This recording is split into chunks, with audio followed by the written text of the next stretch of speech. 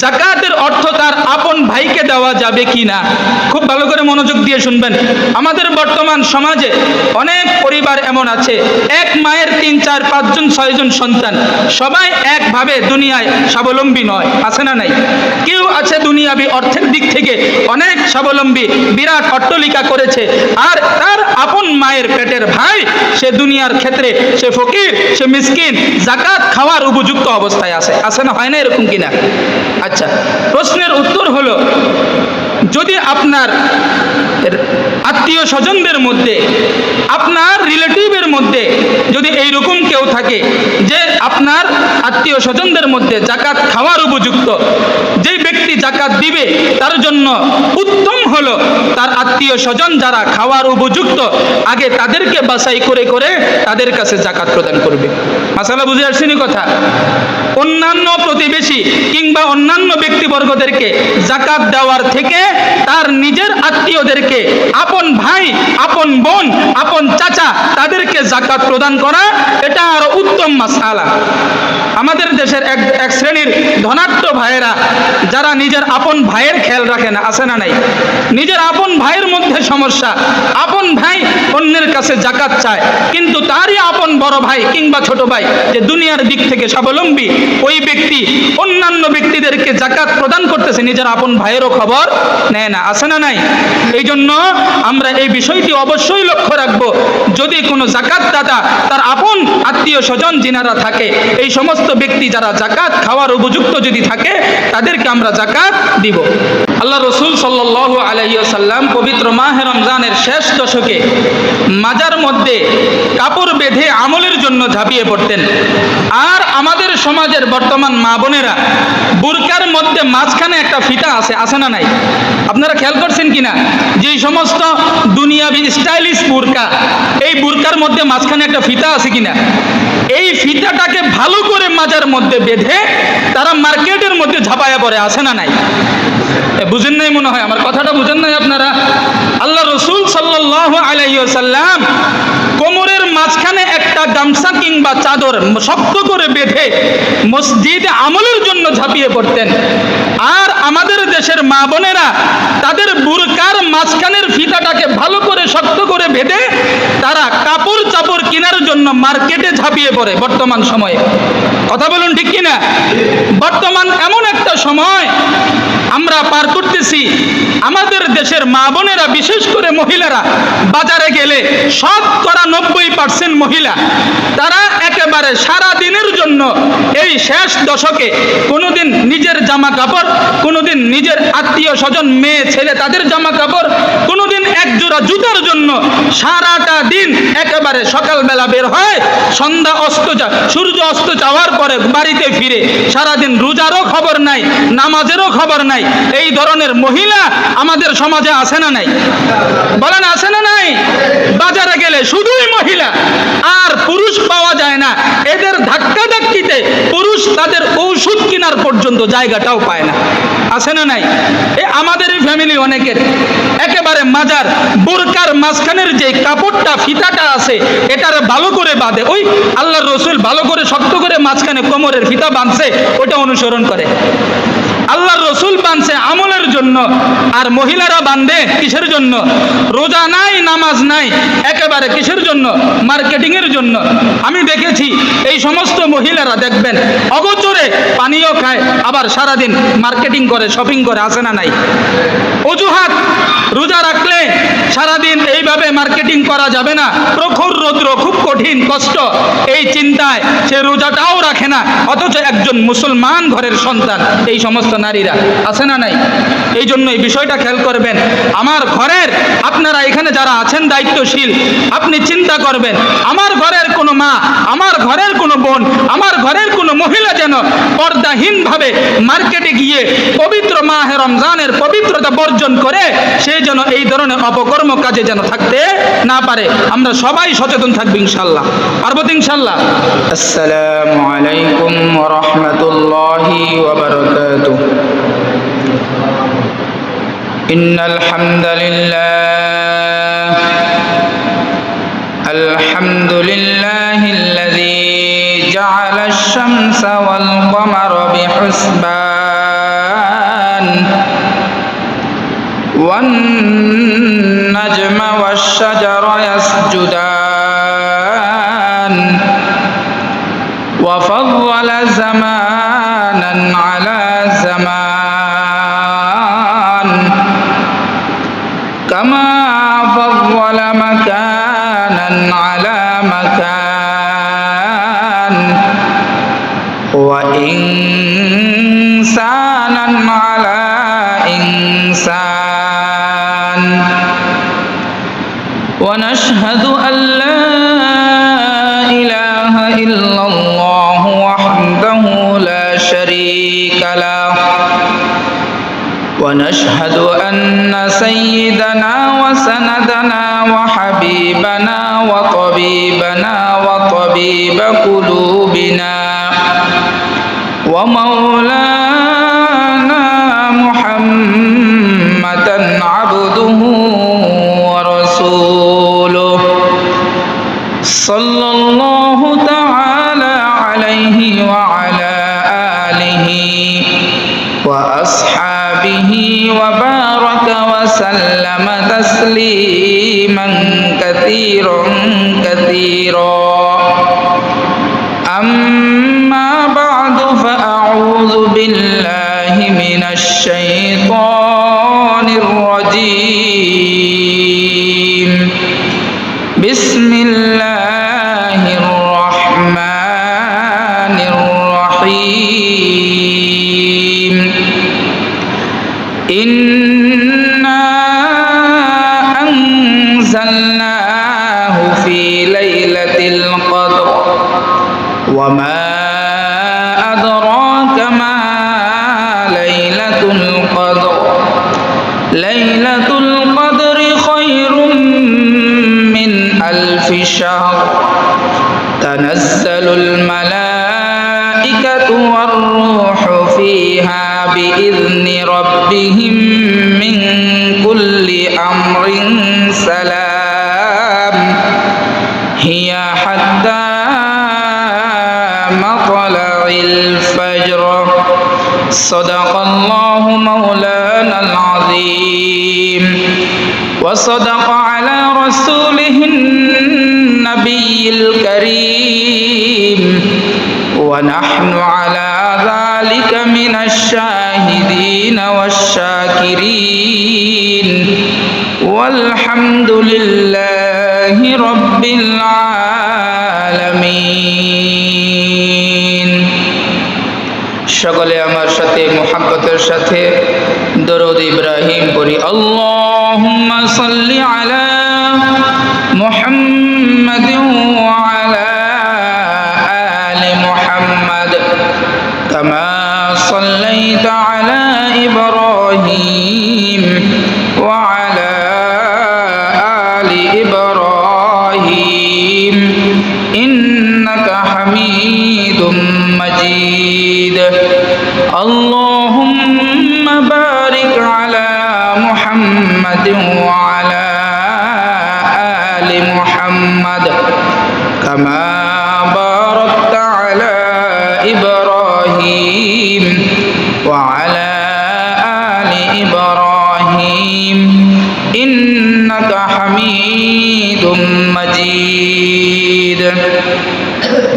الحمد لله ثم الحمد لله মহান আল্লাহ রাব্বুল আলামিনের দরবারে অসংখ্য অগণিত লাখ কোটি শুকর ও সুজুদ যে মহান আল্লাহ রাব্বুল আলামিন পবিত্র মাহে রমজানের তৃতীয়তম জুমার নামাজ আদায়ের উদ্দেশ্যে দুনিয়াবি সমস্ত কর্মকাজ থেকে ফারগিন করে আল্লাহ তাআলার শ্রেষ্ঠতম স্থান জায়গা মসজিদে আগে আগে আসার এবং বসার মতো তৌফিক দান করেছেন। এই জন্য আমরা সকল ধর্মপ্রাণ মুসলমান আল্লাহ তাআলার শুকরিয়ার্থে অন্তরের অন্তরস্থল থেকে একবার কালিমাত শুকর আদায় করি আলহামদুলিল্লাহ। আল্লাহ রাব্বুল আলামিন আমাদেরকে পবিত্র মাহে রমজানের একেবারে শেষ দশকের অতি সন্নিকটের সময়ের নিয়ে চলে আসছে। আল্লাহ তাআলার কাছে আমরা শুকরিয়া জ্ঞাপন করি যে আল্লাহ তাআলা যেন যেমনইভাবে আমাদেরকে মাহে রমাজানের 2/3 পর্যন্ত পৌঁছানোর তৌফিক দিয়েছেন, ঠিক তেমনইভাবে যেন রমজানকে পরিপূর্ণভাবে শেষ করা পর্যন্ত পবিত্র মাহে রমাজানে আমাদেরকে হায়াত বৃদ্ধি করে দেখ, সকলে বলি আমিন। সম্মানিত হাজিরিন, যেই সময়টিতে আমরা এখন বর্তমান সময়ে পবিত্র মাহে রমজানের জুমার নামাজের জন্য উপস্থিত হয়েছি, ঠিক এই সময়টিতে বিশ্বের আরেকটি মুসলমান দেশ, যার নাম হলো ফিলিস্তিন, আজকে ফিলিস্তিনের গাজা অংশের যত মুসলমান নরনারী রয়েছে, অনেকে সন্তান মা বাবা হারা অবস্থায় আছে, অনেক মা বাবা সন্তান হারা অবস্থায় আছে। আমরা সর্বপ্রথম আল্লাহ তাআলার কাছে দোয়া কামনা করি, ফিলিস্তিনকে আল্লাহ তাআলা যেন অতি সত্বর বিজয় লাভের সন্নিকটেই নিয়ে যায়, সকলে বলি আমিন। আর যেই সমস্ত জালেম ইসরাইল, বেঈমান মুশরিক কাফেরগণ আজকে ফিলিস্তিনের মুসলমানদের উপরে চড়াও হয়েছে, আল্লাহ তাআলা তাদের কপালে হেদায়েত না থাকলে অতি সত্বর তাদেরকে একেবারে বিলুপ্ত করে দেন, সকলে বলি আমিন। সম্মানিত উপস্থিত মণ্ডলী, গত জুমায় যাকাত সম্পর্কে আলোচনা করছিলাম, অসমাপ্ত কিছু কথা রয়ে গিয়েছে। গত জুমায় বলেছিলাম বাকি কথাগুলো আমরা আগামী জুমায় আলোচনা করব ইনশাআল্লাহ। যদিও আজকের আলোচনার মধ্যে অনেকগুলো বিষয় রয়েছে, তন্মধ্যে গত সপ্তাহে যে কথাগুলো অসম্পূর্ণ ছিল যাকাত সম্পর্কে, অতি অল্প সময়ে যাকাতের ওই অসম্পূর্ণ আলোচনাগুলো শেষ করে আমরা আজকে অন্য আলোচনার দিকে ফিরে যাব ইনশাআল্লাহ। ওয়া মা তাওফীকি ইল্লা বিল্লাহ। গত জুমায় যাকাতের নেসাব সম্পর্কে আলোচনা করেছিলাম। কি পরিমাণ সম্পদ কোনো ব্যক্তির কাছে পূর্ণ 1 বছর অতিক্রম হলে ওই সম্পদের উপর যাকাত ওয়াজিব তথা ফরজ হবে, এই বিষয়ে আলোচনা করেছিলাম। হাউলাল হাউলাইন 1 বছর অতিক্রম হতে হবে, এবং কি পরিমাণ নেসাব থাকলে যাকাত ওয়াজিব হবে, এই ব্যাপারে পূর্ণ এক ধারণা গত জুমায় দিয়েছিলাম। 2 নম্বর বিষয় হলো যাকাত কোন কোন খাতে প্রদান করতে হবে, যিনারা যাকাত আদায় করবে কাদেরকে যাকাত দেওয়া যাবে, এই বিষয়ে আলোচনা প্রয়োজন ছিল। এই বিষয়টি আল্লাহ রাব্বুল আলামিন পবিত্র কালামের সূরাতুত তাওবা 10 নম্বর পারায় 9 নম্বর সূরাতুত তাওবার 60 নম্বর আয়াতের মধ্যে আল্লাহ রাব্বুল আলামিন কাদেরকে যাকাত দেওয়া যাবে এই বিষয়ে সম্পূর্ণ বিস্তারিত আলোচনা করেছেন। আলহামদুলিল্লাহ। 8টি খাতের মধ্যে যাকাত প্রদান করা যাবে। কয়টি খাত? মোট 8টি খাত রয়েছে। যে 8 খাতের মধ্যে আল্লাহ রাব্বুল আলামিন যাকাত প্রদান করার ব্যাপারে আয়াত দ্বারা সুস্পষ্টভাবে বর্ণনা করেছেন। সুবহানাল্লাহ। ওই 8টি খাত কি কি?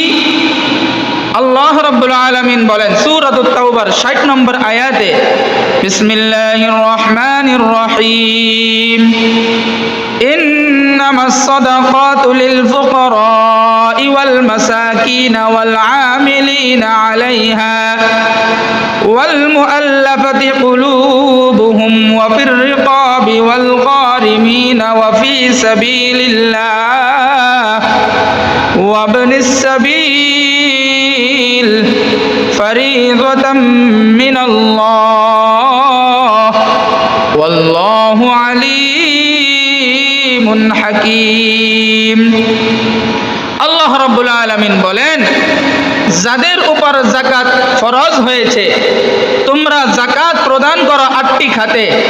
তন্মধ্যে 1 নম্বর খাত হলো ইন্নামাস সাদাকাতু লিল ফুকারা, যারা ফকির আছে, একেবারে ফকির, এই সমস্ত ব্যক্তিদেরকে তোমরা যাকাত প্রদান করো। তাহলে এক নাম্বার কোরআন দ্বারা পেলাম আমরা যেই সমস্ত ব্যক্তিগণ ফকির, যাকাত আমরা তাদেরকে প্রদান করব। 2 নম্বর ওয়াল মাসাকিন, যেই সমস্ত ব্যক্তিগণ মিসকিন, এই সমস্ত ব্যক্তিদেরকেও তোমরা যাকাত প্রদান করো। তাহলে 1 নম্বরে জানলাম ফকির, 2 নম্বরে জানলাম মিসকিন। এখন প্রশ্ন হলো ফকির কাদেরকে বলা হয় এবং মিসকিন কাদেরকে বলা হয়? হাদিসের পরিভাষায় ফকির বলা হয় ওই সমস্ত ব্যক্তিদেরকে যাদের কাছে কিছু সম্পদ আছে কিন্তু তারা তাদের ফ্যামিলিকে সচ্ছলভাবে চলার মতো অবস্থাতে নেই, এই সমস্ত ব্যক্তিবর্গদেরকে বলা হয় ফকির। বুঝে আসছেনি কথা? মা হুয়া শাই মালুন, যেই ব্যক্তির কাছে কিছু মাল আছে, সম্পদ আছে, কিন্তু ওই সম্পদের উপরে তার চলার জন্য বেসিক সম্পদ নয়, চলাচলের জন্য তার যথেষ্ট উপার্জন ওই সম্পদ থেকে আসে না, এই সমস্ত ব্যক্তিদেরকে বলা হয় ফকির। আর মিসকিন বলা হয় যারা একেবারে নিঃস্ব, দুনিয়ায় যাদের কোনো কিছুই নাই। দেখবেন রাস্তায় চলে চলে অনেক সময় একেবারে মিসকিন, যারা একেবারে বাড়ি ঘর নিঃস্ব, কোনো কিছুই তাদের দুনিয়াতে আর অবশিষ্ট নাই, এই সমস্ত ব্যক্তিদেরকে বলা হয় মিসকিন। বুঝে আসছেন ফকির এবং মিসকিনের পার্থক্য? তো আল্লাহ রাব্বুল আলামিন বলেন তোমরা যাকাত প্রদান করো ফকিরকে এবং যাকাত প্রদান করো মিসকিনকে। এই 2 বিষয় আমরা জানলাম। 3 নম্বর বিষয় ওয়াল আমিলিনা আলাইহা, আল্লাহ রাব্বুল আলামিন বলেন তোমরা যাকাত প্রদান করো যারা আমেল, অর্থাৎ যদিও বর্তমান সময়ে এই বিষয়টি বিলুপ্ত রহিত, কার্যকরিত নয়, বিষয়টি হলো আল্লাহ রসুল সাল্লাল্লাহু আলাইহি ওয়াসাল্লামের জামানায় এবং সাহাবাদের জামানায় এক শ্রেণীর মানুষকে নিয়োগ করা হতো ভলান্টিয়ার হিসাবে, যে তোমরা বাড়িতে বাড়িতে গিয়ে মানুষের কাছে বলবা যাদের উপর যাকাত ফরজ হয়েছে তাদের যাকাতকৃত অর্থ যেন তোমাদের কাছে দেয়, আর তোমরা ওই টাকাটাকে কালেকশন করে তোমরা রাষ্ট্রীয় কোষাগারে জমা দিবা। এই জন্য কিছু ব্যক্তিদেরকে একটা ভলান্টিয়ার, একটা জামাত তৈরি করা হতো।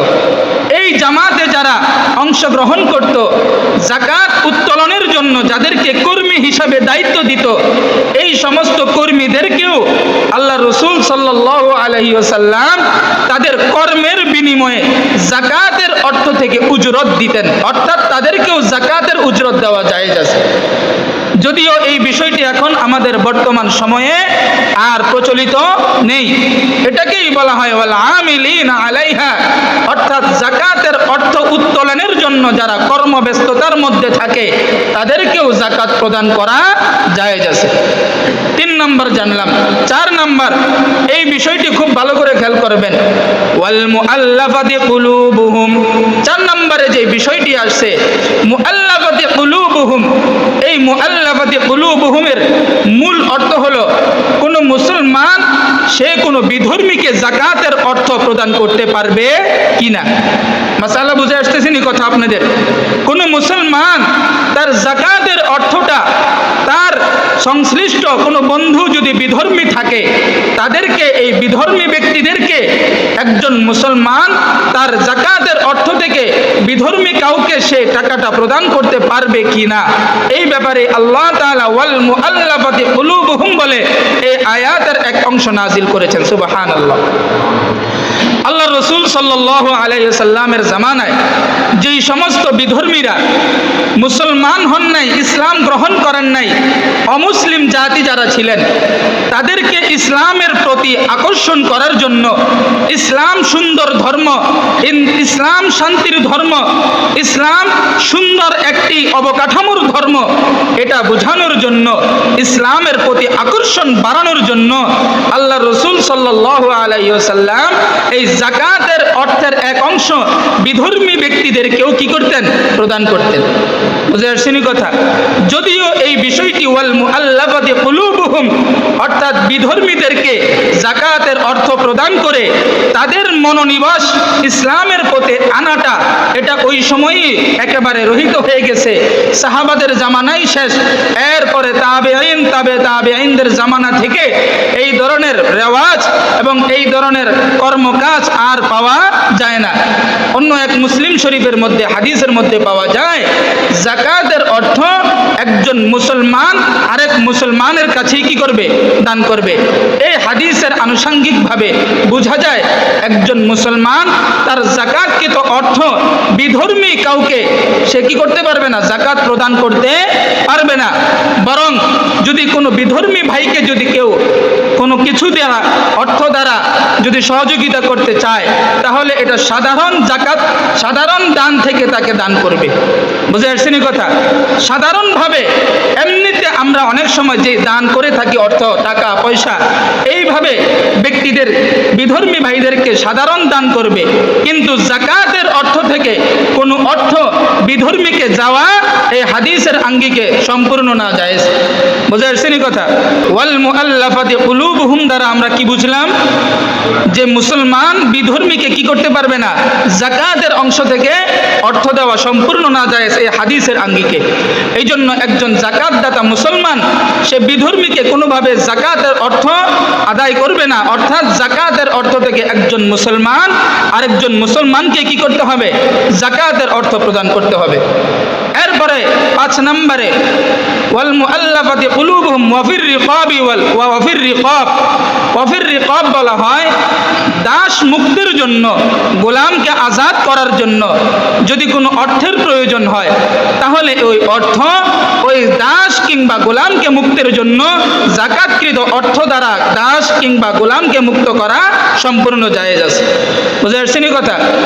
এরপরে 6 নম্বর ওয়াল গারিমিন, যেই ব্যক্তি ঋণগ্রস্ত ব্যক্তিদেরকে যাকাত দিয়ে, যাকাতের অর্থ দিয়ে ঋণ থেকে মুক্ত করার ব্যাপারে সম্পূর্ণ শরীয়তে কি আছে? জায়েজ আছে। কিন্তু এই বিষয়টি খুব লক্ষণীয়। আমাদের দেশে ঋণগ্রস্ত 2 শ্রেণীর। 1 নম্বর, কোনো ব্যক্তি ঋণ করে তার বেসিক পরিজনদেরকে চালানোর জন্য যে অর্থ প্রয়োজন, খাবার আহরণের জন্য, জীবিকা নির্বাহের জন্য, সন্তানদেরকে পড়ালেখার দায়িত্বের জন্য যে অর্থ প্রয়োজন, এই অর্থ সে সম্পূর্ণ চালাইতে না পেরে সে আরেকজনের কাছ থেকে কি করে? ঋণ করে। এই শ্রেণীর ব্যক্তিদেরকে তার ঋণ থেকে মুক্ত করার জন্য যাকাত দেওয়া জায়েজ আছে, 1 নম্বর। এবং আমাদের দেশের আরেক শ্রেণীর ঋণগ্রস্ত ব্যক্তি আছে যারা কোটিপতি, দেখবেন ব্যাংক ব্যালেন্সে তাদের কোটি কোটি টাকাও ঋণ আছে না নাই? এই সমস্ত ব্যক্তিদের কথা এখানে না। যারা দুনিয়ার দিক থেকে স্বাবলম্বী এবং দুনিয়ার দিক থেকে সচ্ছল, কিন্তু দেখবেন তাদেরও ব্যাংকের মধ্যে কোটি কোটি টাকা কি থাকে? লোন থাকে, না হলে তারা আটকা যাবে। এই জন্য তাদেরকে তাদের ঋণ পরিশোধ করার জন্য মাসআলা অনুপাতে তাদেরকে যাকাত দেওয়া জায়েজ নাই। মাসআলা বুঝে আসতেছিনি? ঋণগ্রস্ত মানে যেই সমস্ত ব্যক্তিরা ঋণ করেছে তাদের বেসিক পরিবার চালানোর জন্য, অর্থ উপার্জন সঠিকভাবে তাদের আয় করতে পারে না, এই সমস্ত ব্যক্তিদের ঋণ থেকে মুক্তির জন্য যাকাতের টাকা অর্থ প্রদান করা জায়েজ আছে। বুঝে আসছেন কথা? এরপরে 7 নম্বর ওয়াফি সাবিলিল্লাহ, যেই সমস্ত ব্যক্তিরা আল্লাহর রাস্তায় জিহাদের ময়দানে আছে।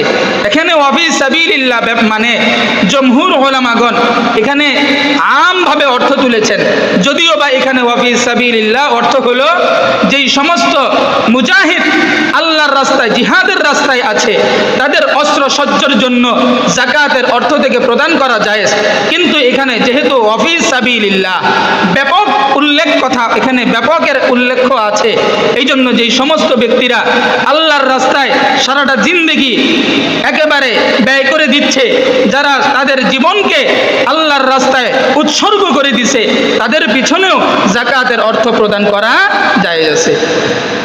একেবারে শেষ 8 নম্বর ওয়াফি সাবিলিল্লাহি, 8 নম্বর ওয়াবনিস সাবিল, যে সমস্ত ব্যক্তিরা পথিক তথা মুসাফির, সে সফর হালতে তার টাকা অর্থ একেবারে শেষ হয়ে গিয়েছে, গন্তব্যস্থানে যাওয়ার যতটুকু অর্থ দরকার তার পথের মাঝখানে মুসাফির হালতে অর্থ শেষ, এখন ওই ব্যক্তিকে তার গন্তব্যস্থান পর্যন্ত যাওয়ার জন্য যতটুকু অর্থ প্রয়োজন তাকে ততটুকু অর্থ যাকাত থেকে প্রদান করা শরীয়তে সম্পূর্ণ জায়েজ। বুঝে আসছেন কথা?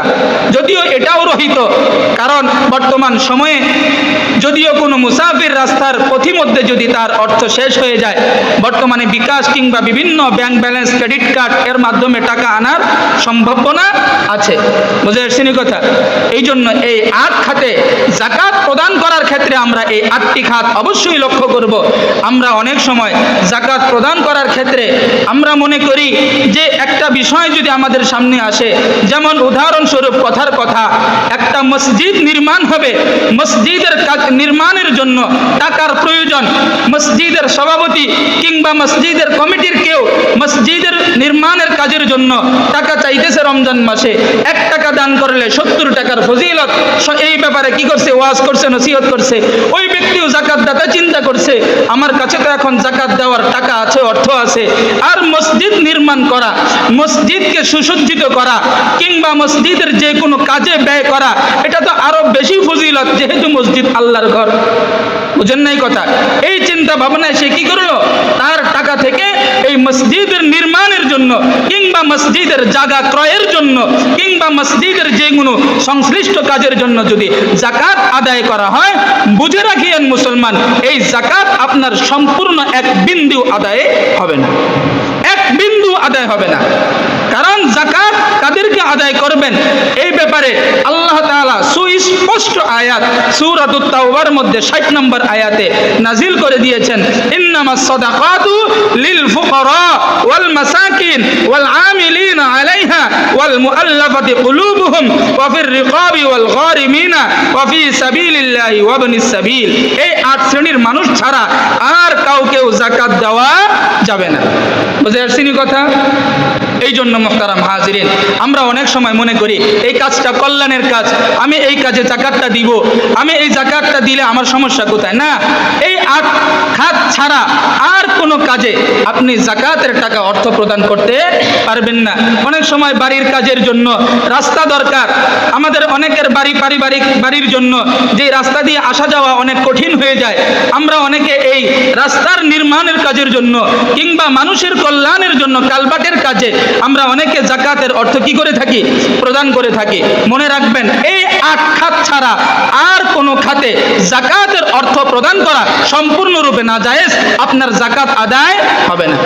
এবার আসেন, আমার কাছে গত কিছুদিন পূর্বে এক ভাই প্রশ্ন করেছেন, যাকাতের অর্থ তার আপন ভাইকে দেওয়া যাবে কি না?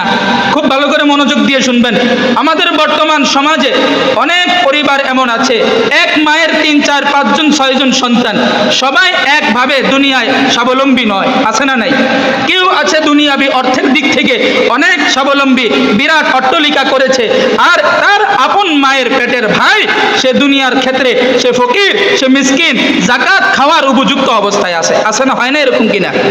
আচ্ছা, প্রশ্নের উত্তর হলো, যদি আপনার আত্মীয় স্বজনদের মধ্যে, আপনার রিলেটিভের মধ্যে যদি এইরকম কেউ থাকে যে আপনার আত্মীয় স্বজনদের মধ্যে যাকাত খাওয়ার উপযুক্ত, যে ব্যক্তি যাকাত দিবে তার জন্য উত্তম হলো তার আত্মীয় স্বজন যারা খাওয়ার উপযুক্ত, আগে তাদেরকে বাছাই করে করে তাদের কাছে যাকাত প্রদান করবে। মাসালা বুঝে আসছেন কথা? অন্যান্য প্রতিবেশী কিংবা অন্যান্য ব্যক্তিবর্গদেরকে যাকাত দেওয়ার থেকে তার নিজের আত্মীয়দেরকে, আপন ভাই, আপন বোন, আপন চাচা, তাদেরকে যাকাত প্রদান করা এটা আরো উত্তম মাসআলা। আমাদের দেশের এক শ্রেণীর ধনাঢ্য ভাইয়েরা যারা নিজের আপন ভাইয়ের খেয়াল রাখে না, আছে না নাই?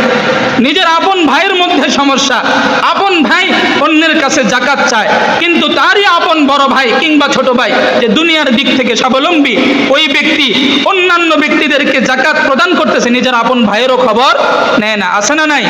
এই জন্য আমরা এই বিষয়টি অবশ্যই লক্ষ্য রাখবো, যদি কোনো যাকাত দাতা তার আপন আত্মীয় স্বজন যিনারা থাকে, এই সমস্ত ব্যক্তি যারা যাকাত খাওয়ার উপযুক্ত যদি থাকে, তাদেরকে আমরা যাকাত দিব।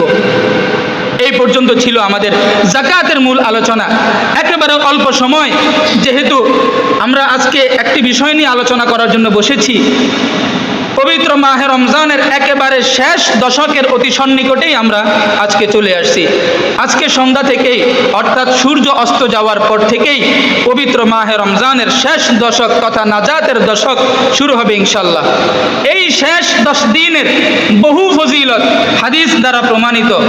যতগুলো ফজিলত সম্পর্কে হাদিসের মধ্যে পাওয়া যায়, তন্মধ্যে একটা বিশেষ ফজিলত হলো আল্লাহ রসুল সাল্লাল্লাহু আলাইহি ওয়াসাল্লাম বলেন যে তোমরা, হে আমার উম্মত, তোমরা রমজান মাসের শেষ দশকের বেজর রাত্রিগুলোতে লাইলাতুল কদরকে তালাশ করো।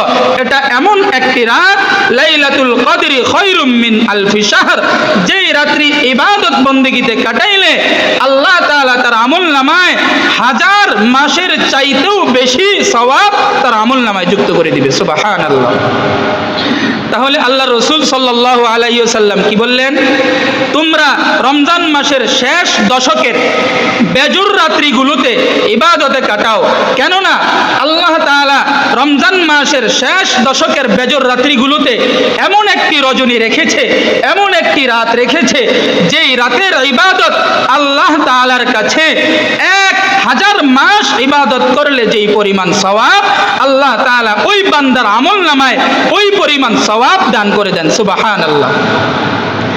আল্লাহ রসুল সাল্লাল্লাহু আলাইহি ওয়াসাল্লাম পবিত্র মাহে রমজানের শেষ দশকে হাদিসের মধ্যে আসেন, কোমরের মধ্যে গামছা বেঁধে, কাপড় বেঁধে, চাদর বেঁধে আমলের জন্য মসজিদে প্রবেশ করতেন। অর্থাৎ তার কোমরকে বেঁধে একেবারে আমলের জন্য ঝাঁপিয়ে পড়তেন।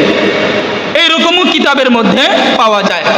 কিন্তু আমাদের বর্তমান সমাজের অবস্থা হলো, আমাদের বর্তমান সময়ের প্রত্যেকটি সমাজের অবস্থা হলো, যখনই রমজান মাসের শেষ দশক আসে তখন আমাদের ঘরের মা বোনেরা, বিশেষ করে আমাদের ঘরের মা বোনেরা ওই, আমি মনে করি ওই হাদিসের একটা অনুসরণ করে। অনুসরণটা কি? যে রসুল সাল্লাল্লাহু আলাইহি ওয়াসাল্লাম মাজায় কাপড় বেঁধে তিনি মসজিদে প্রবেশ করতেন আমলের জন্য। আর আমাদের মা বোনেরা ওই বুরকার মাঝখানে দেখবেন একটা ফিতা দেখা যায়, আছে না নাই? ওদিকে হুজুর কাজ করতেছে, ওদিকে আমরা মনোযোগী না হই। এদিকে এখানে খুব গুরুত্বপূর্ণ কয়েকটি কথা বলে আমি শেষ করে দেব আজকে আলোচনা, সময় খুব সংক্ষিপ্ত। আল্লাহ রসুল সাল্লাল্লাহু আলাইহি ওয়াসাল্লাম পবিত্র মাহে রমজানের শেষ দশকে মাজার মধ্যে কাপড় বেঁধে আমলের জন্য ঝাঁপিয়ে পড়তেন। আর আমাদের সমাজের বর্তমান মা বোনেরা বুরকার মধ্যে মাঝখানে একটা ফিতা আছে, আছে না নাই? আপনারা খেয়াল করছেন কিনা? যে সমস্ত দুনিয়াবি স্টাইলিশ বুরকা, এই বুরকার মধ্যে মাঝখানে একটা ফিতা আছে কিনা? এই ফিতাটাকে ভালো করে মাজার মধ্যে বেঁধে তারা মার্কেটের মধ্যে ঝাঁপায়া পড়ে, আছে না নাই? বুঝেন নাই মনে হয়, আমার কথাটা বুঝেন নাই আপনারা। আল্লাহ রসুল সাল্লাল্লাহু আলাইহি ওয়াসাল্লাম কোমরের মাঝখানে একটা গামছা কিংবা চাদর শক্ত করে বেঁধে মসজিদে আমলের জন্য ঝাঁপিয়ে পড়তেন। আর আমাদের দেশের মা বোনেরা তাদের বুরকার মাঝখানের ফিতাটাকে ভালো করে শক্ত করে বেঁধে তারা কাপড় চাপড় কেনার জন্য মার্কেটে ঝাঁপিয়ে পড়ে বর্তমান সময়ে। কথা বলুন ঠিক কিনা? বর্তমান এমন একটা সময় আমরা পার করতেছি, আমাদের দেশের মা বোনেরা, বিশেষ করে মহিলারা বাজারে গেলে শতকরা 90% মহিলা তারা একেবারে সারা দিনের জন্য এই শেষ দশকে কোনোদিন নিজের জামা কাপড়, কোনোদিন নিজের আত্মীয় স্বজন, মেয়ে ছেলে তাদের জামা কাপড়, কোনোদিন এক জোড়া জুতার জন্য সারাটা দিন একেবারে সকালবেলা বের হয়, সন্ধ্যা সূর্য অস্ত যাওয়ার পরে বাড়িতে ফিরে সারাদিন রোজারও খবর নাই, নামাজেরও খবর নাই। এই ধরনের মহিলা আমাদের সমাজে আছে না নাই? বলেন আছে না নাই? বাজারে গেলে শুধুই মহিলা, আর পুরুষ পাওয়া যায় না। এদের ধাক্কা ধাক্কিতে পুরুষ তাদের ঔষধ কেনার পর্যন্ত জায়গাটাও পায় না, আছে না নাই? আমাদের এই ফ্যামিলি অনেকের একেবারে মাজার বুরকার মাঝখানের যে কাপড়টা ফিতাটা আছে এটারে ভালো করে বাঁধে। ওই আল্লাহর রসুল ভালো করে শক্ত করে মাঝখানে কোমরের ফিতা বাঁধছে, ওটা অনুসরণ করে। আল্লাহর রসুল বাঁধছে আমলের জন্য, আর মহিলারা বাঁধে কিসের জন্য? রোজা নাই, নামাজ নাই, একেবারে কিসের জন্য? মার্কেটিং এর জন্য। আমি দেখেছি এই সমস্ত মহিলারা দেখবেন অগোচরে পানীয় খায়, আবার সারাদিন মার্কেটিং করে, শপিং করে, আসে না নাই? অজুহাত রোজা রাখলে সারাদিন এইভাবে মার্কেটিং করা যাবে না, প্রখর রৌদ্র, খুব কঠিন কষ্ট, এই চিন্তায় সে রোজাটাও রাখে না, অথচ একজন মুসলমান ঘরের সন্তান। এই সমস্ত নারীরা আছে না নাই? এই জন্য এই বিষয়টা খেয়াল করবেন। আমার ঘরের, আপনারা এখানে যারা আছেন দায়িত্বশীল, আপনি চিন্তা করবেন আমার ঘরের কোনো মা, আমার ঘরের কোনো বোন, আমার ঘরের কোনো মহিলা যেন পর্দাহীনভাবে মার্কেটে গিয়ে পবিত্র মাহে রমজানের পবিত্রতা বর্জন করে সে যেন এই ধরনের অপকর্ম কাজে যেন থাকতে না পারে। আমরা সবাই সচেতন থাকবো ইনশাল্লাহ। পারবো তো ইনশাল্লাহ? এবার আসেন লাইলাতুল কদর। আল্লাহ রসুল সাল্লাল্লাহু আলাইহি সাল্লাম যেই রাতের ব্যাপারে এই শেষ রজনীগুলোতে, বেজুর রাত্রিগুলোতে লাইলাতুল কদর তালাশ করার কথা বলেছে, ইন্না আনজালনাহু ফি লাইলাতুল কদর। শুধু সারমর্ম অর্থ বলবো যেহেতু সময় নাই, খুব মনোযোগ দিয়ে শুনবেন। আল্লাহ তাআলা অবশ্যই এই মুবারকময় রাত্রে আল্লাহ তাআলা তার পবিত্র বাণী আল গ্রন্থ কুরআনুল কারীমকে একেবারে আরশ থেকে লৌহে মাহফুজ পর্যন্ত একত্রভাবে নাজিল করেছেন। সুবহানাল্লাহ। আল্লাহ তাআলা তার বন্ধু নবীকে বলেন, বন্ধু, ওয়ামা আদরাকা মা লাইলাতুল কদর, তুমি কি জানো লাইলাতুল কদর কি? আল্লাহ প্রশ্ন করতেছেন বন্ধুকে, নবীকে, তুমি কি জানো? ওয়ামা আদরাকা, তুমি কি জানো লাইলাতুল কদর? লাইলাতুল কদর এটা কি? এবার আল্লাহ তাআলা নিজেই উত্তর দিচ্ছেন, লাইলাতুল কদরি খায়রুম মিন আলফি শাহর। লাইলাতুল কদর এটা এমন একটা রাত, এটা এমন একটা মুবারকময় রাত, খায়রুম মিন আলফি শাহর, যেই ব্যক্তি এই এক রাত আমলে কাটাইতে পারবে, আল্লাহ বলেন আমি তার আমল নামায় খায়রুম মিন আলফি শাহর, 1000 মাস ইবাদত করলে যেই পরিমাণ সওয়াব, ওই সওয়াব এক রাতের বিনিময়ে তার আমলের মধ্যে আমি যুক্ত করে দিব। সুবহানাল্লাহ। 1000 মাস, খুব মনোযোগ দিয়ে খেয়াল করিয়েন। 1000 মাসে কয় বছর হয়? 83 বছর 4 মাস। 83 বছর কত মাস? 4 মাস। আমাদের অনেকের জিন্দিগির হায়াত 83 বছর 4 মাস পাই না, অথচ আল্লাহ রসুল সাল্লাল্লাহু আলাইহি সাল্লাম বলেন যে আমার কোন উম্মত যদি এই একটা রাত যদি কাজে লাগাইতে পারে আমলের মাধ্যমে, তো আল্লাহ তাআলা তার আমল নামায় এইরকম 83 বছর 4 মাস ইবাদত করলে যেই পরিমাণ সওয়াব এবং ফজিলত, আল্লাহ তাআলা তার আমলের মধ্যে ওই পরিমাণ সওয়াব এবং ফজিলত দান করেন। সুবহানাল্লাহ। তানাজ্জালুল মালাইকা, এই রাত্রিতে আল্লাহ তাআলার পক্ষ থেকে অগণিত ফেরেশতা নাজিল হয়। তানাজ্জালুল মালাইকা ওয়ার রূহু ফিহা, এবং জিবরাইল আমিনও তার বড় একটা জামাত ফেরেশতাদেরকে নিয়ে দুনিয়ার জমিনে অবতীর্ণ হয়। সুবহানাল্লাহ। বিইজনি রাব্বিহিম মিন কুল্লি আমর সালাম। এই রাতটা হলো শান্তির রাত। হিয়া হাত্তা মাতলাইল ফজর, এই রাত কতক্ষণ? একেবারে হাত্তা মাতলাইল ফজর, ফজরের ওয়াক্ত পর্যন্ত এই রাত, সারা রাত আল্লাহ তাআলা সালাম তথা শান্তি অবতীর্ণ করেন। সুবহানাল্লাহ। হাদিসের মধ্যে পাওয়া যায় এই রাত যারা ইবাদতের মধ্যে কাটাইবে, আল্লাহ তাআলা তাদের আমল নামায় 1000 মাসের ইবাদতের চাইতেও বেশি সওয়াব দান করবে। এরা কারা পাবে?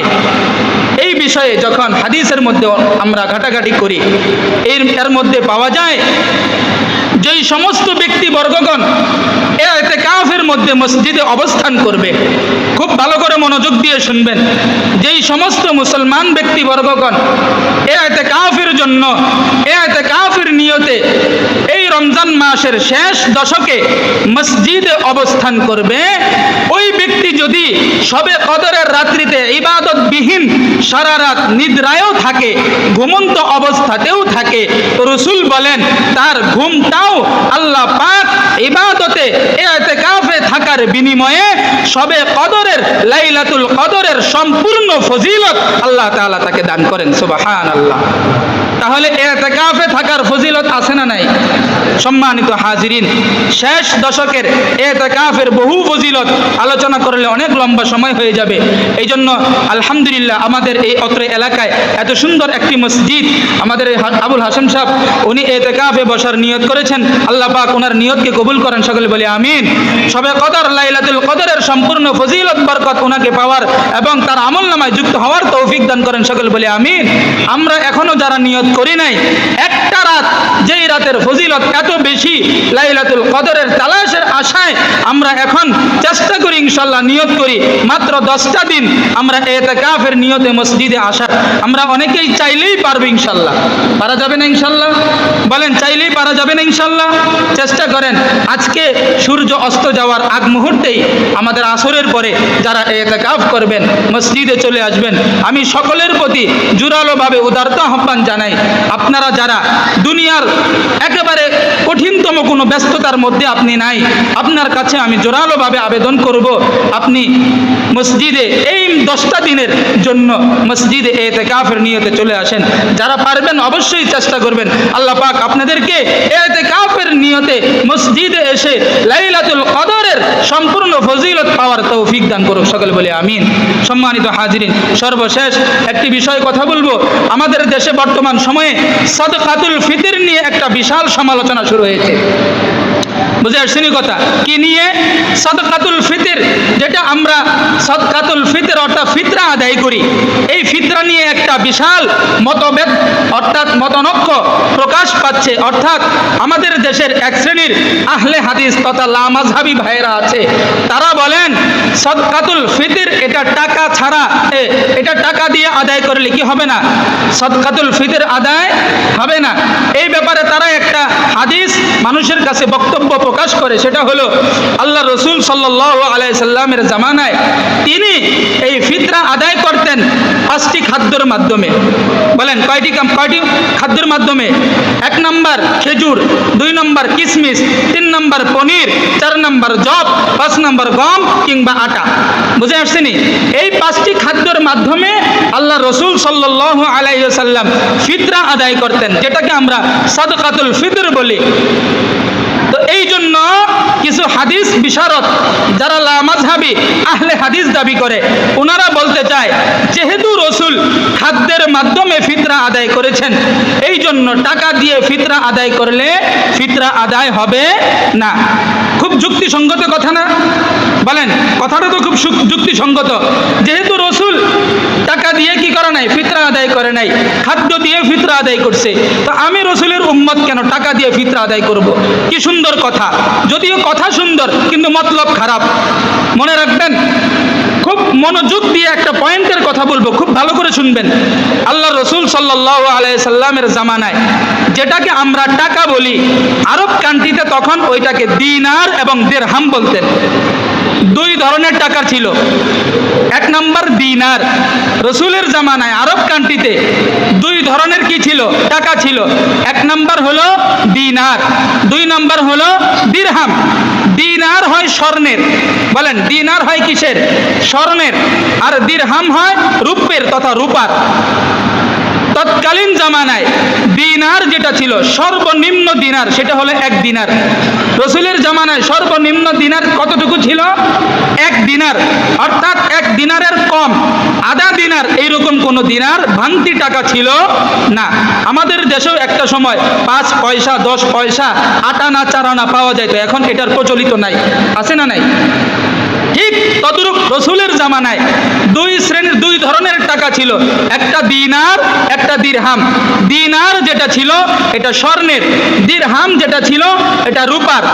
আর 1 দিনার সর্বনিম্ন যেটা, এটাও বর্তমান সময়ে একেবারে 4 আনার স্বর্ণ ছিল। এখানে স্বর্ণ কতটুকু ছিল? 4 আনা, যেটা বর্তমান বাজারে আমাদের দেশে একেবারে 30-35 হাজার টাকার চাইতেও বেশি। তাহলে যদি আল্লাহ রসুল সাল্লাল্লাহু আলাইহি সাল্লাম যদি দিনার দিয়ে সদকা আদায় করতেন, ফিতরা আদায় করতেন, ফিতরা হতো। কারণ ফিতরার বিষয়টা একেবারে সামান্য অল্প। বুঝেন নাই কথাটা? ফিতরার বিষয়টা কি? একেবারে অতি সামান্য অল্প। এই জন্য দিনার তথা স্বর্ণের টাকা দিয়ে সদকা ফিতরা আদায় করাটা রসুল এটাকে কাম্য মনে করেন নাই। এবার আসেন ফিতরার মধ্যে, দিরহামের মধ্যে। দিরহাম হলো যেটা রূপার টাকা, এটাও ছিল একেবারে 1 দিরহাম। এই 1 দিরহামের নিচে আধা দিরহাম রসুলের জামানায় ছিল না। 1 দিরহাম তথা যেটা একেবারে সর্বনিম্ন রূপার টাকা দিরহাম ছিল, এইটাও 4 আনা তথা বর্তমান সময়ে প্রায় 5 থেকে 600 টাকার উপরে। 5 থেকে কত টাকার উপরে? 600 টাকার উপরে।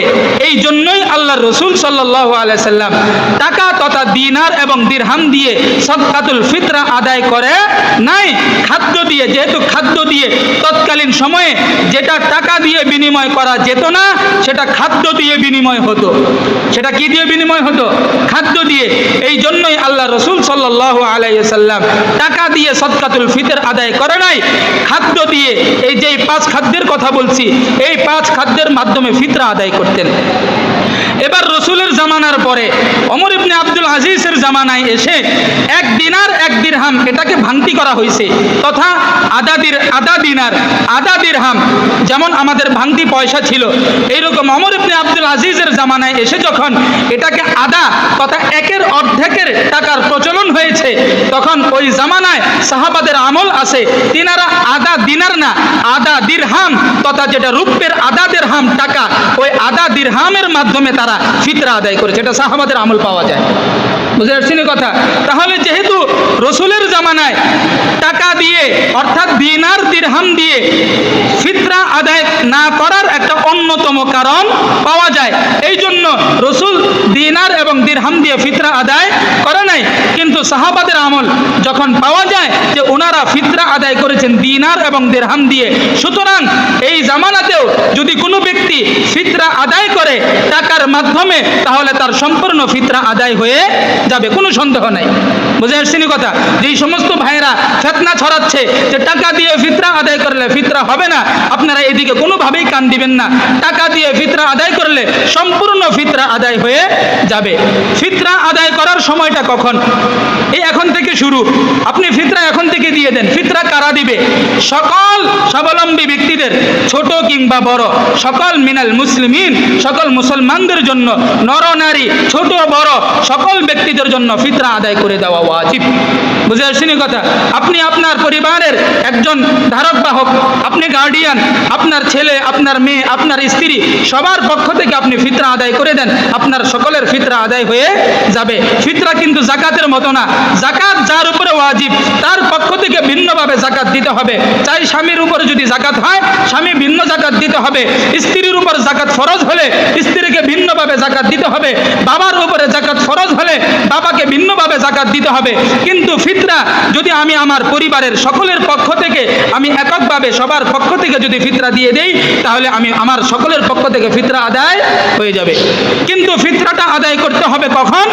ঈদুল ফিতরের নামাজে যাওয়ার আগেই আপনাকে ফিতরা আদায় করতে হবে। যদি কোনো ব্যক্তি ঈদুল ফিতরে তথা ঈদগায় যাওয়ার আগে ফিতরার টাকা আদায় না করে, এর পরে আদায় করে, তাহলে তার ফিতরা আদায় হবে না, সাধারণ দান হয়ে যাবে। ওটা বলেন কি হয়ে যাবে? সাধারণ দান হয়ে যাবে। ফিতরা আদায় করার অন্যতম একেবারে উত্তম সময় হলো ঈদের চাঁদ উঠার পরে, অর্থাৎ ঈদুল ফিতরের চাঁদ উঠার পরে ঈদুল ফিতরের নামাজে যাওয়ার আগে সাদকাতুল ফিতরা আদায় করার অন্যতম একেবারে উত্তম সময়। কিন্তু এর আগেও আপনারা আদায় করতে পারেন। এবার বলেন ফিতরা কাদেরকে দিবেন? যে 8 শ্রেণীর কথা আল্লাহ তাআলা কোরআনের মধ্যে যাকাত খাওয়ার উপযুক্ত বলেছেন, এই 8 শ্রেণীর ব্যক্তিকেই কি দিতে হবে? ফিতরা দিতে হবে। বুঝতে পারছেন কথা? এই বিষয়গুলো আমরা খুব লক্ষ্য রাখবো। আমরা সাদকাতুল ফিতর নিয়ে যেই সমালোচনা, যেই ধরনের মত পার্থক্য আমাদের দেশে প্রচলিত হচ্ছে, এই বিষয়টি আমরা অবশ্যই লক্ষ্য রাখবো। আমরা খাদ্য না দিয়ে যদি টাকা দিয়ে ফিতরা আদায় করে, অবশ্যই ফিতরা আদায় হয়ে যাবে।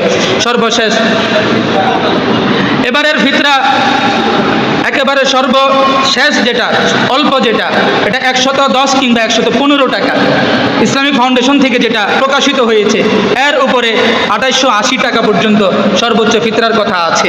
আমরা যারা ফিতরা দিব অবশ্যই একেবারে ছোট থেকে বেশি বেশি দেওয়ার চেষ্টা করব ইনশাআল্লাহ। একেবারে সর্বশেষ একটা কথা আমি আপনাদের কাছে বলতে চাই। আমাদের এখানে যারা মুসল্লি আছেন, আজকে নামাজের জন্য মসজিদে আসছেন, আলহামদুলিল্লাহ আপনাদের প্রতি আমি এখানে যতদিন যাবৎ আপনাদের কাছে ইমাম হিসাবে আসছি, নামাজের আলোচনা কিংবা রমজানের রোজার আলোচনা বারবার করেছি। রমজান মাসে রোজা না রাখলে এবং নামাজ না আদায় করলে কি পরিমাণ শাস্তি, ভয়াবহতা, এই বিষয়গুলো নিয়েও বিস্তারিত আলোচনা আমি পবিত্র মাহে রমজানের শুরুতেই আলোচনা করেছি। কিন্তু এখনো আমাদের এই সমাজের কিছু একেবারে আমার মনে হয় এদের বোধগম্য, এদের দিল, এদের কলব, এদের দিমাগ এই পরিমাণ বিলুপ্ত হয়েছে।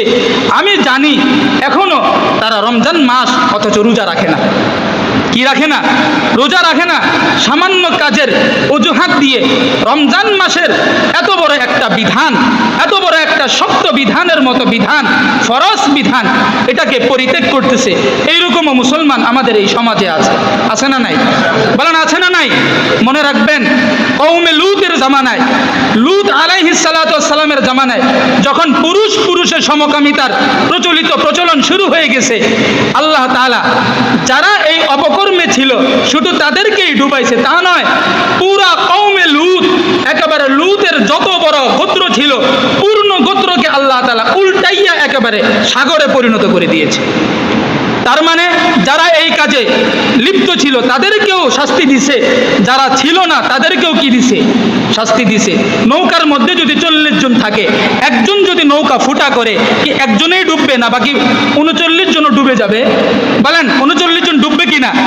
যেই সমস্ত ভাইয়েরা আজকে পবিত্র মাহে রমাজানে আপনি রোজা রাখতেছেন না, আমি মনে করি আপনাকে সমাজ থেকে বয়কট করা দরকার। আপনি কেমন মুসলমান? আপনার কারণে আমাদের ভয় হয়। আপনার মতো নিমুখ হারাম, গাদ্দার, একেবারে মুনাফিক, আপনার জন্য আমাদের ভয় হয়। অত্র সমাজে আল্লাহ তাআলার নারাজ হয়ে যে কোনো মুহূর্তে আসমানি গজব নাজিল করতে পারে। পারে কি পারে না? বলেন পারে কি পারে না? আপনার রোজা না রাখার কারণে আল্লাহ তাআলা আপনার উপরে নারাজ হয়ে আল্লাহ তাআলা যদি কোনো আযাব এই সমাজে দেয়, এর জন্য আপনি সম্পূর্ণ দায়বদ্ধতা থাকবেন। এই জন্য মোহতারাম হাজিরিন, আমি একেবারে জোরালোভাবে আবেদন করব। আমি জানি কারা রোজা রাখেন, কারা রাখেন না, নামাজও ছেড়ে দিছেন, একেবারে মূর্খ গন্ড। আমার মনে হয় তাদেরকে ছিঁড়ে কুকুরকে দিয়ে খাওয়াইয়া দিই, এত একেবারে অশান্তি লাগে তাদের চেহারা দেখলে। এই বয়সে আলহামদুলিল্লাহ অনেক ব্যক্তিদেরকে আমরা লাশ দাফনের পূর্বে আমরা ধোয়াইছি, গোসল করাইছি, আলহামদুলিল্লাহ। যাদেরকে আমরা ধোয়াই গোসল করাই, অনেক সময় নামাজি ভাইদেরকে আমরা ধোয়াই গোসল করাই, সাময়িক মনের ভিতরে ব্যথা লাগলেও যে এই ব্যক্তিটা দুনিয়া থেকে আজকে চলে গেছে, সাময়িক ব্যথা লাগে, কিন্তু মনের মধ্যে একটা শান্তি লাগে। আলহামদুলিল্লাহ এই ব্যক্তি নামাজি ছিল, এই ব্যক্তি রমজান আসলে রোজা রাখতো, এই ব্যক্তি দানবীর ছিল, এই ব্যক্তি সদকা আদায় করতো, এই ব্যক্তি যাকাত আদায় করতো, আলহামদুলিল্লাহ আজকে তাকে কবরে রাখবো, এই ব্যক্তি শান্তিতে থাকবে, এটা মনের থেকে সাক্ষী আছে আলহামদুলিল্লাহ। কিন্তু যারা নামাজ পড়ে না, মুখে দাড়ি রাখে না, বদদিনের মতো চলাচল করে, একেবারে বদদিন আর তার মধ্যে কোনো পার্থক্য নাই, এই শ্রেণীর মানুষ যখন মারা যায়, একে যখন ধোয়াই গোসল করায়, তখন মনের ভিতরে চিন্তা হয়, এই ব্যক্তিটা নামাজের জন্য মসজিদে আসতো না, দাড়ি রাখে নাই, বদদিনের সম্পূর্ণ আলামত এই ব্যক্তির মধ্যে, তাকে কবরে রাখতেও খুব কষ্ট লাগে। বুঝে আসছেনি কথা? আছে না নাই এই শ্রেণীর মুসলমান আমাদের সমাজ? বলেন আছে না নাই? এই জন্য এই সমস্ত ভাইদেরকে আমি জোরালোভাবে আবেদন করব। আমি জানি, নাম ধরছি না, আপনার সম্মানার্থে আপনার কাছে আমি জোরালোভাবে আবেদন করব, আপনি যেই রোজাগুলো ছেড়ে দিয়েছেন এর কি পরিমাণ শাস্তি আপনাকে ভোগ করতে হবে তা আল্লাহ পাকই ভালো জানে। কিন্তু আগামী যে রোজাগুলো আছে আপনি অবশ্যই পালন করবেন ইনশাআল্লাহ, এবং যে নামাজগুলো আছে অবশ্যই পালন করবেন ইনশাআল্লাহ। আর যদি আমাদের সামনে জানাশোনা এইরকম কোনো মুসলমান পড়ে যায়, এই ব্যক্তিকে আমি মুসলমান বলতেও রাজি না। আমাকে গত কিছুদিন আগে এক হিন্দু ভাই আমাকে বলে, আমাদের বিধর্মীদের, হিন্দুদের যেই সমস্ত উৎসবগুলো আছে, আমরা এই উৎসবগুলো সবাই মিলে ঝুলে পালন করি, কিন্তু আপনাদের মুসলমানদের এত বড় একটা দায়িত্ব, ফজিলতময় একটা রমজান, আপনাদের মুসলমানদের মধ্যেও অনেক মুসলমান একেবারে স্বাস্থ্যের দিক থেকে সুস্থ স্বাভাবিক মানুষ, সে রোজা রাখে না, এটা কেমন মুসলমান? একজন হিন্দু ভাই আমাকে বলতেছে, বুঝেন নাই কথাটা? একজন হিন্দু বিধর্মী ভাই, সে তার মনের আক্ষেপ আমার কাছে প্রকাশ করতেছে, আপনার সমাজেরই একেবারে সুঠাম দেহওয়ালা ব্যক্তি, হ্যাঁ, রমজান মাসে দিনের বেলায় সিগারেট খাইতেছে, সে দেখছে বিদায় তো আমাকে বলতেছে, বুঝেন নাই কথাটা? দিনের বেলায় ভাত খাইতেছে, দিনের বেলায় একেবারে সুন্দর হাঁটাচলা করতেছে, অথচ সেই ব্যক্তি রোজা না, তার ছেলেও রোজা না, তার পরিবারও রোজা না। কি ফ্যামিলি এটা? আমি তো মনে করি এই সমস্ত ফ্যামিলিকে সম্পূর্ণরূপে ইসরায়েলের মতো বয়কট করা দরকার, সমাজ থেকে সম্পূর্ণ বয়কট করা দরকার। আমরা সাধারণভাবে বয়কট করতে পারি, এই শ্রেণীর মানুষকে যখন আমরা দেখব, জানবো এই ব্যক্তি রোজা রাখে না, এর সাথে লেনদেন, চলাফেরা, কথাবার্তা আত্মীয় স্বজনতা যা কিছু সব কিছু ত্যাগ করে দিব, কোনো প্রকারের সম্পর্ক আমাদের তাদের সাথে নাই। পারা যাবে তো ইনশাল্লাহ? আল্লাহ পাক আমাদের সকলকে উক্ত কথাগুলো, যেহেতু সময় লম্বা হয়ে গেছে, সবার কাছে আমি ক্ষমা প্রার্থী। আল্লাহ পাক আমাদের সকলকে উক্ত কথাগুলোর উপর আমল করার এবং বুঝার তৌফিক দান করুক, আমিন। ওয়া আখিরু দাওয়ানা আলহামদুলিল্লাহি রাব্বিল আলামিন।